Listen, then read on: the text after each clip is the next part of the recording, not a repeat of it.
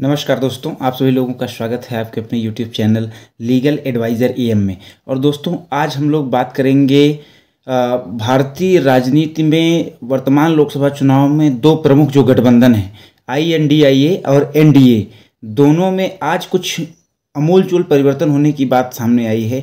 दोनों की लोकसभा की जो स्ट्रेटजी है उसमें कुछ चीज़ें सामने देखने को मिली हैं, उस पर हम लोग चर्चा करेंगे।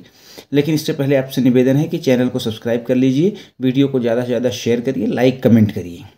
जी हाँ दोस्तों, जैसा कि हम लोग लोकसभा चुनाव पॉलिटिकल एनालिसिस इस सेगमेंट में लगातार जो चुनावी गतिविधियां देश भर में हो रही हैं उसके संदर्भ में चर्चा करते हैं, और आज भी हम लोग इसी क्रम में जुड़े हुए हैं और देखेंगे कि आज जो इंडिया गठबंधन है और जो NDA गठबंधन है, इनमें क्या नए घटनाक्रम सामने आए हैं जिससे कि जो चुनावी गणित है उसमें बहुत कुछ परिवर्तन होने के आसार नज़र आते हैं। तो सबसे पहले हम लोग नज़र डालेंगे INDIA गठबंधन के द्वारा आज की गई गतिविधियों पर, और क्या उनके पक्ष में रहा है और क्या उनके निगेट में रहा है। तो सबसे पहला ये है कि जो उनके पक्ष में चीज़ें रही हैं उसकी हम लोग बात कर देते हैं। तो महाराष्ट्र में कांग्रेस, शरद पवार और उद्धव ठाकरे के मध्य अलायंस की बातचीत लगभग अंतिम चरण पे पहुंच गई है, और बहुत ही जल्द इन तीनों लोगों के मध्य महाराष्ट्र में सीटों के बंटवारे की घोषणा मीडिया के माध्यम से आप सभी लोगों के बीच सामने आ सकती है। और यह जो है वो INDIA गठबंधन के लिए महाराष्ट्र में एक अच्छा संकेत है। उनको चुनाव लड़ने में कुछ ना कुछ शक्ति अवश्य मिलेगी इससे।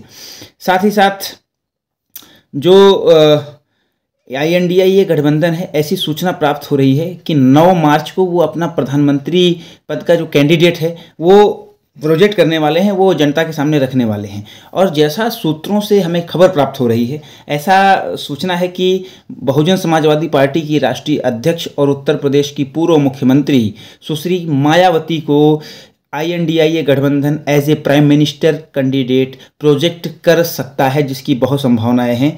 और ऐसा जो खबर ऐसी है कि इस बात पर लगभग मोहर लग चुकी है और इसकी प्रक्रिया अंतिम चरण में पहुंच चुकी है। और उसके बाद चूंकि जब ये हो जाएगा तो उत्तर प्रदेश में जो सीटों का बंटवारा है उसमें भी परिवर्तन होगा। जैसा कि हमने पिछले वीडियो में बताया था कि सपा और कांग्रेस के बीच में उत्तर प्रदेश में जो गठबंधन तय हुआ था उसमें 17+63 सीटों का गठबंधन तय हुआ था। इसको लेकर के काफ़ी सीटों पर कांग्रेस और काफ़ी सीटों पर समाजवादी पार्टी ने अपने अपने कैंडिडेट भी उतार दिए थे। लेकिन अगर यह गठबंधन हो जाता है और प्रधानमंत्री पद के लिए मायावती की उम्मीदवारी हो जाती है, तो जिस अलायंस में जितनी सीट शेयरिंग की बात की गई है उसकी गणना अब इस प्रकार है।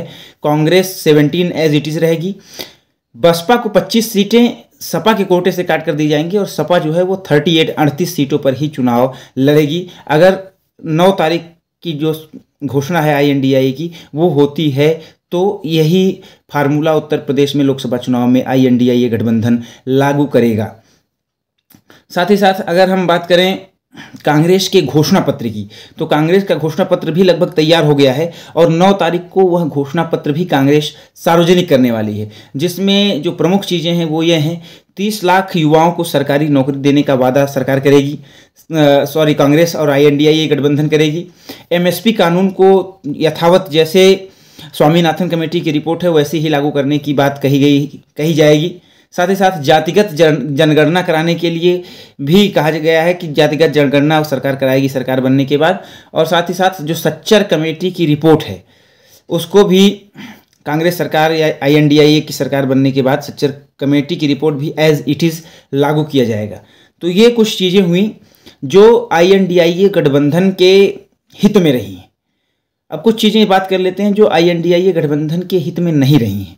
उसमें सबसे पहला ये है कि INDIA गठबंधन के विभिन्न घटक दलों के, जैसे बसपा है, समाजवादी पार्टी है, इनके बहुत सारे नेता, कांग्रेस को भी मिला करके उत्तर प्रदेश में लगभग ऐसे 10 से 15 नेता पिछले 24 घंटे में अलग अलग पार्टियां छोड़कर के भारतीय जनता पार्टी का दामन थाम चुके हैं, या अब आने वाले कल में थामेंगे भी, ऐसी आशंका जताई जा रही है, और ये संख्या लगातार बढ़ती भी जाएगी।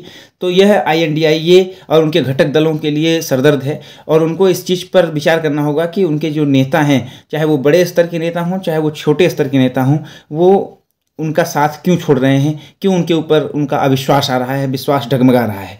और इस पर अगर काम कर लेती है तो निश्चित तौर से INDIA गठबंधन सफल होगी। साथ ही साथ चुनाव आयोग ने एक नोटिस जारी किया है राहुल गांधी को, जिसमें उन्होंने यह कहा है कि अब जो है वो किसी भी प्रकार की चुनावी स्पीच में अपनी भाषा की मर्यादा पर ध्यान रखेंगे।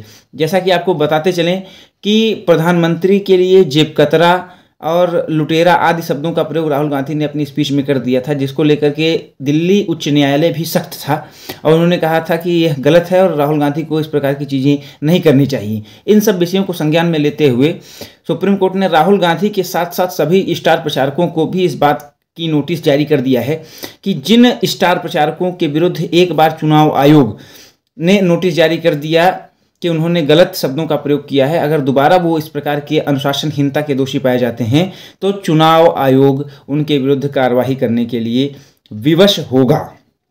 तो ये रहा INDIA गठबंधन के लिए प्लस और माइनस के लिए बात। अब हम लोग बात कर लेते हैं NDA गठबंधन के लिए कि NDA गठबंधन में क्या फ़ायदेमंद रहा है और क्या निगेट रहा है। तो NDA गठबंधन में निगेटिव तो कुछ नहीं रहा है। पॉजिटिव में ये रहा है कि जैसे उत्तर प्रदेश में कैबिनेट विस्तार हुआ है, 4 नए मंत्रियों को शपथ दी गई है, जिसमें सुभाषपा, RLD, दारा सिंह और एक भारतीय जनता पार्टी के नेता हैं सुनील शर्मा, गाजियाबाद से विधायक हैं 3 बार के। और साथ ही साथ जो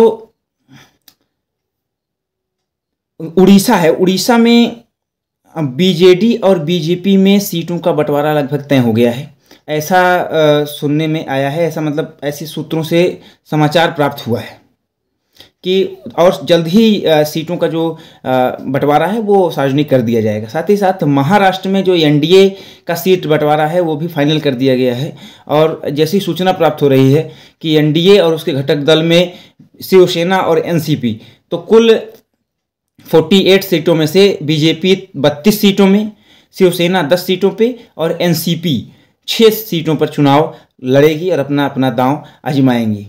तो ये जो है NDA गठबंधन के लिए ये बात हुई थी। उड़ीसा से एक खबर आई थी और दूसरी खबर आई थी महाराष्ट्र, तीसरी उत्तर प्रदेश से मैंने आपको बता ही दी। साथ ही साथ उत्तर प्रदेश के लखनऊ में से मुख्यमंत्री ने आगरा में आज मेट्रो की सौगात आगरा वासियों को दी और प्रधानमंत्री ने अंडर वाटर मेट्रो की सौगात कलकत्ता वासियों को दी और कलकत्ता से ही आगरा मेट्रो की भी उन्होंने हरी झंडी दिखाई। तो यह भी एक विकास की दिशा में वोट के लिए ही एक ये भी कार्य आगे माना जाएगा। हालांकि वो पब्लिक को जो भी चीज़ें समर्पित होती हैं चुनाव के समय उसको सीधे चुनाव से जोड़ करके देखा जाता है। साथ ही साथ जैसा कि मैंने आपको कल बताया था कि भारतीय जनता पार्टी ने कृपाशंकर सिंह को जौनपुर से अपना प्रत्याशी बनाया था, उसके बाद धनंजय सिंह ने अपनी दावेदारी पेश की थी सोशल मीडिया पर। तो कल जो है जिला और सत्र न्यायालय जौनपुर ने उनको एक मामले में दोषी करार देते हुए न्यायिक अभिरक्षा में भेज दिया था और आज उनको 7 साल की सज़ा और 75,000 रुपये का अर्थदंड दिया गया है, जिसके बाद उनके चुनावी कैरियर पर लगभग संकट हो गया है। हालांकि जेल जाते समय उन्होंने यह कहा कि हम हाई कोर्ट का दरवाज़ा खटखटाएंगे, यह उनके साथ राजनीतिक षड्यंत्र के तहत उनको फंसाया जा रहा है।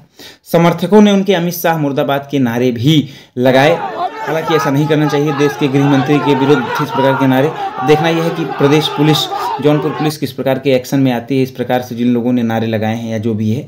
अब वो हाई कोर्ट जाएंगे, हाई कोर्ट उनके साथ उनको उस मामले में क्या राहत देती है नहीं देती है। और ऐसा पता चल रहा है कि जो जिला पंचायत अध्यक्ष हैं उनकी पत्नी श्रीकला सिंह, वो अपनी राजनीतिक विरासत उनको सौंप सकते हैं। आपको बता दें कि वर्ष 2009 में बसपा से लोकसभा सांसद भी रह चुके हैं धनंजय सिंह और जौनपुर की मल्हनी सीट से लगातार समाजवादी पार्टी को टक्कर देते रहे हैं। पारसनाथ यादव, उनके बेटे लकी यादव ने उनको बार बार हराया है, लेकिन वो लगातार चुनाव लड़ते रहे हैं और निर्दलीय भी वो लोकसभा चुनाव लड़ चुके हैं जब उनका चुनाव निशान टेम्पो था, ऑटो रिक्शा। तो ये चुनावी गतिविधियाँ आज भारत भर में हुई हैं और निश्चित तौर से इस वीडियो के माध्यम से आप लोगों को चुनावी जो खबर है, जो चुनावी सूचनाएं हैं या ये जो कहें कि जो चुनावी अपडेट है वो आपको ताज़ा होगी और आपको कारगर होगी। अगले वीडियो में फिर मिलेंगे अगली जानकारी के साथ, तब तक के लिए हमें विदा करिए। नमस्कार।